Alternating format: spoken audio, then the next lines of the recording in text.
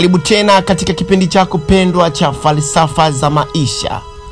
Nikiwa ni mimi mtangazaji wako naitwa Bakari Mayome. Twende pamoja.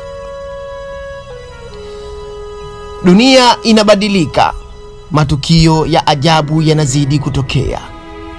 Ukiwa na macho ya kuona na masikio ya kusikia, lazima utagundua kuwa kuna kitu kikubwa kinachotendeka. Sio hadithi za kutunga, sio tu mambo ya kawaida. Haya ni mambo ya unabii yaliyotabiriwa miaka 1000 nyuma iliyopita. Sasa yanatimia moja baada ya jingine. Ulishawahi jiuliza kwa nini maji ya moto yanageuka kuwa mekundu kama damu? Kwa nini majangwa yanazama kwa maji kule Saudi Arabia?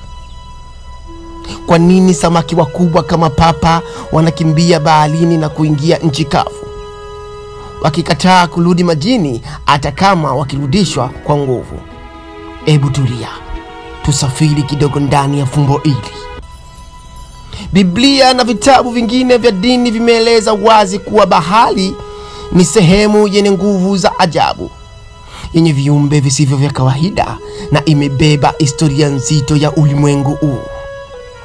Kitabu cha Enoko kinaeleza kuwa Mungu anaichukia sana bahari kwa sababu imejaa uchafu mwingi kuliko nchi kavu. Ina maana gani?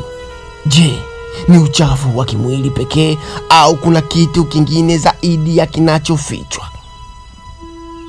Na ndiyo maana ukisoma Ufunuo 21 mstari wa 1 inasema, mbingu mpya haitakuwa na bahari tena. Kwa nini?